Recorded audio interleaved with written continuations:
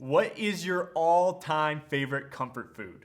What is that food that you just go to when you're having a bad day or when life is just not going the way you want it to? What is that food that speaks into the depths of your soul and tells you that everything is just gonna be okay?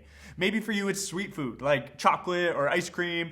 Maybe you're into savory food like fried chicken or like McDonald's French fries or whatever. For me, my ultimate comfort food has to be Doritos. But not just any Doritos. The king of all chips, Doritos Cool Ranch. If you disagree with me, leave it in the comments or whatever. I don't really care. Doritos Cool Ranch is my ultimate comfort food. If I'm having a bad day, you buy me a big bag of Doritos Cool Ranch, you lay it in front of me, I'm gonna eat the whole thing, and I'm gonna have a good time doing it. But sometimes when you're having a bad day, let's just be honest. Comfort food isn't always enough. Sometimes you need a real person to come in and to comfort you, to build you up, to encourage you. Someone to come in and to give you a hug or to, give you a shoulder rub or something like that. But I think we've all gone through an experience where someone has come to comfort us and they just do not quite understand the significance of what you are going through. They're coming to comfort you, but they don't quite understand everything that you're going through. And when that happens, it's not really satisfying. Guys, I'm going to be really honest with you here. I have this really strange fear that I am losing my hair. I don't know if I can prove it or if you guys can tell whatsoever, but sometimes when I look at a selfie or a video like this or when I'm looking in the mirror, I just think that my hairline is kind of going backwards. And when I look at my dad and all of my uncles, this is a thing that runs in our family. Their hairlines are all going back. They're still beautiful men or whatever, but I don't want to lose my hair. I'm pretty young. It's kind of freaking me out a little bit. And sometimes I will just look in the mirror or a video like this and I'll think, why God? Why me? Why is this happening to me? I don't know if it actually is, but I just why is this happening? And sometimes I'll share these worries with my girlfriend. I'll be like, babe, I think I'm losing my hair. Meh. And she'll look at me and she'll try to comfort me and tell me it's going to be okay. That even if I'm bald, she'll think I'm handsome. And that just doesn't help. I'm losing my hair. You don't really get it. And I think we all kind of have moments in life where we think to ourselves, why me? Why God? Why am I going through this stuff? Maybe it's something funny or small. If you've ever ripped your pants in public, you know exactly what I'm talking about. I've been there. I've ripped my pants in a public space and I just thought to myself, why me? Why is this happening? And these are all funny moments, right? These are funny and small things that we can look back and laugh on. But when we begin to ask these types of questions, why God? Or why me? These things can very quickly and very easily begin to apply from funny, small things to very serious and real things. These questions begin to apply to very deep-seated issues in our lives. And what is it for you? Maybe it's something in your past. Maybe it's something that you're going through right now, or maybe it's something that hasn't happened to you yet. But what is it for you? Maybe it's mental health, anxiety, depression, fear, stress. Why me? Maybe it's something happening at school. Maybe it's bullying or racism or something that's happening on social media. Why me? Maybe it's something that's happening at home, a divorce, health issues in the family. Why me? And I think whether you're a Christian or a skeptic or whatever you are coming into here tonight, I think we can all admit that pain and suffering is something that we all experience in life. We all have moments where we ask, why God? Or why me?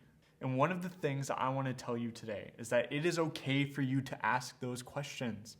It's okay for you to cry out to God. I think one of the things that's missing from modern Christianity or a modern version of the church would be this idea of lament. And lament is this, don't worry about it, it's this fancy Christian word that essentially means to cry out to God, to express your emotions out to God. One pastor and writer has this great definition of it. He says, a lament is a prayerful response to the reality of suffering that engages God in the context of pain and trouble. Now, this might be a brand new concept for you. If you're anything like me and you grew up in the church, this might sound really, really weird for you. You were taught growing up that you should praise God for things, that you should worship God for things, that you should glorify Him and thank Him. And those are all really, really good things, right? Don't exclude those things. But maybe you were never taught that you could just cry out to God in your anger, that you could express your real and raw emotions to God, that you can tell Him when you're sad, and when you're upset, and when you're frustrated, and when you are doubting and you have concerns. This is lament. For some of us, we are just exhausted. right? Like you guys are growing up in an age where there is constant pressure put on you. You are growing up in what is called the digital age, where there's technology and social media that is putting this constant pressure on you that you need to show everyone that you are happy, that you need to constantly be smiling, that there is no room for doubts or for struggle, that you constantly need to be projecting the self-image of yourself where everything is constantly put together and your life is perfectly okay. And it's exhausting because it's just not true. You know, social media makes everyone's lives seem like they are perfect and everything's, perfectly clean and put together and everything is happy. But behind the scenes, what's happening? Behind the scenes, people are struggling in silence. And when things do go dark, which I think for most of us they will, maybe they have or maybe they will in the future, when things do go dark, we don't even know what to do. And hear me out. I think some of you guys really need to hear this. There is a place within Christianity for your doubts, for your concerns, for your questions, for your frustrations, for your anger, for your hurt, for your pain, for your sorrow, and for your sadness. There's a place within Christianity for you to be real and raw with your emotions before God. We need to drastically expand our view on prayer. Okay? We need to drastically expand our view on prayer. Prayer is not just a place to be good. Prayer is a place to be honest. God already knows your emotions. He already knows what you're feeling. He already knows what's going on in your head. And lament is part of the Christian experience. He wants to come in and do it with you. And lamenting is all over the Bible. This might be new for you, but lamenting is all over the Bible, especially in the Psalms. Over 1/3 of the Psalms are Psalms of lament, or at least contain lament. It's all over the place. People crying out to God, telling them about their situations and how they want him to come in and drastically change things. So I'm going to read a Psalm of lament for you guys. And I would ask that you would just stop and you would listen, and that you would use this psalm to filter through your own experience. Listen to these words and think through your own emotions. Psalm 13 says this: "How long, O Lord, will you forget me forever? How long will you hide your face from me? How long must I take counsel in my soul and have sorrow in my heart all the day? How long shall my enemy be exalted over me? Consider and answer me, O Lord my God. Light up my eyes, lest I sleep the sleep of death. Lest my enemies say, I have prevailed over him. Lest my foes rejoice because I am shaken. But I have trusted in your steadfast love. My heart shall rejoice in your salvation. I will sing to the Lord because he has dealt bountifully with me."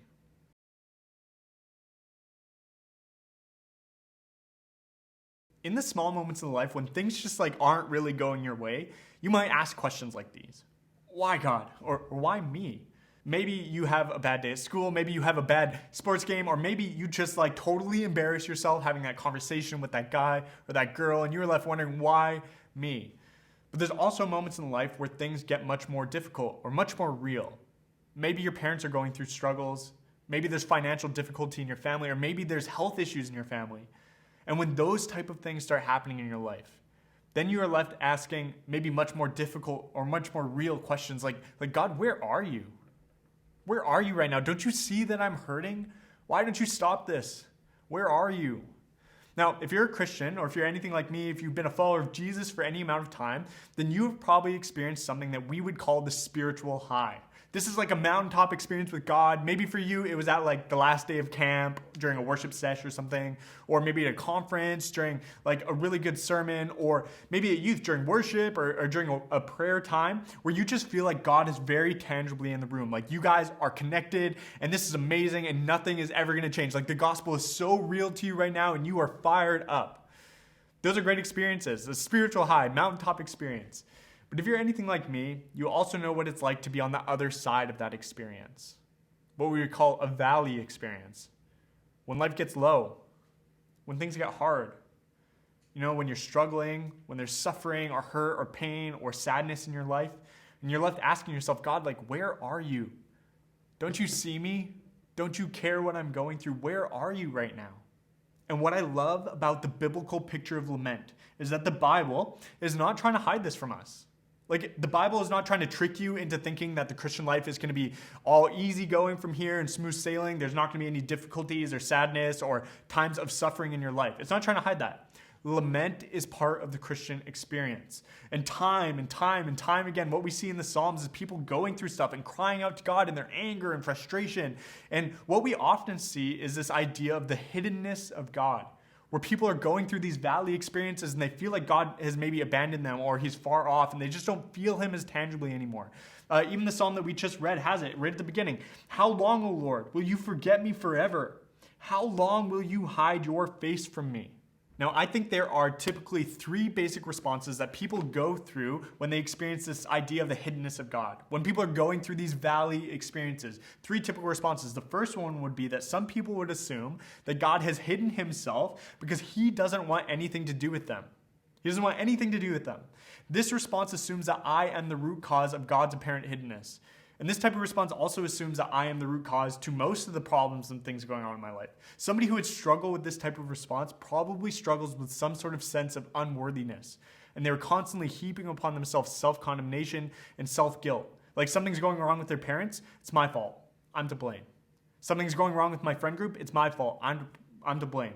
It's this constant repetition of self-condemnation and feeling unworthy and ashamed of yourself. A second type of response of God's hiddenness would be just to deny the existence of God altogether. I mean, like if I don't feel God right here, right now in this moment when I need him, then he just must not exist, right? He's just not there. I don't even want to deal with that. I don't even want to think about that. But if I'm thinking about this, if God is out of the picture, then we're left on our own and we've got nothing left to hope in. And if I'm going to be honest with you, that is a weight and a pressure of life that I just don't want to carry on my own. The third type of response, which I think is most clearly displayed in this psalm, is this idea of just waiting on God. This is where we join in with the psalmist, where we join in with the biblical authors in expecting God to show up, in depending upon God, in crying out to him and showing him that we need his help. And this is not silent suffering, okay? It's not just waiting in quiet, just like hoping that God is going to do something. No. It's not silent suffering. It is where we join in with the psalmist with questions and crying out to God and showing him our frustration and our need and how we want him to intervene in the moment. This is Christian lament. Now, this might just sound like we are whining to God, but I think there's a difference between whining and lament. When I was in grade 12, I played on the basketball team, and during practice, actually, one time, it's really sad, I ended up rolling my ankle pretty bad, and it was growing like 2 sizes, it was way too big. I'm limping around the school, I'm using people's crutches, and it sucked. So eventually, I went to the doctor.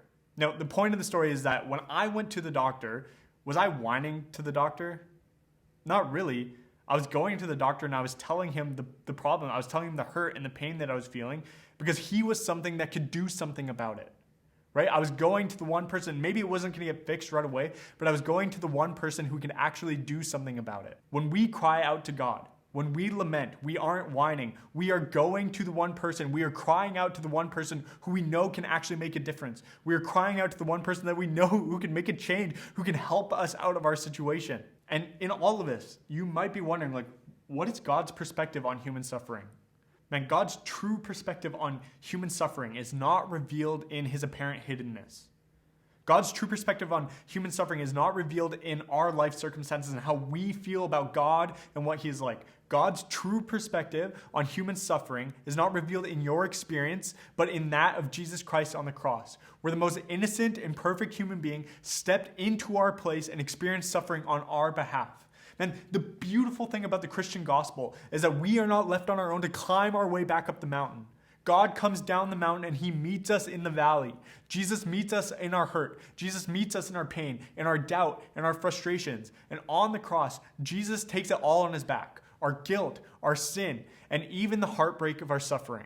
Earlier today, we talked about how it's not very satisfying to be comforted by someone who doesn't quite understand the significance of what you are going through. But in Jesus, we do not have a far-off God who is a safe distance away from our suffering. We have a God who stepped into the valley, who stepped in and is sharing in our suffering. And I think it's safe to say that Jesus experienced his own why God moment when he is up on the cross in excruciating pain, facing all suffering of the world and sharing in all of that. He cries out to God, my God, why have you forsaken me? Whatever it is that you are going through, whatever it is that you may be facing, you are not alone. Jesus has experienced whatever it is you're facing, and he is there to walk through it with you and to provide you with hope. He's gone through it all on the cross, and he rose again victorious, and that gives us great hope and something to hang on to. And as we end our time, I just want to read a quote to you that I think sums us up beautifully in the hope that Jesus gives to us in his experience of suffering. It says this: when Jesus comes, he carries that load. He bears the moral weight of guilt and sin in our place, but he also bears the heartbreak of our suffering. Jesus holds us close as we lament. He weeps with us as we weep, but he knows the end of the story when he will wipe every tear from our eyes. But this does not stop him from cleaving to us in our pain. In fact, pain is a place of special intimacy with him. And I hope this gives you guys some stuff to think through, and I hope you guys have a great discussion and prayer time, and we will see you guys next week.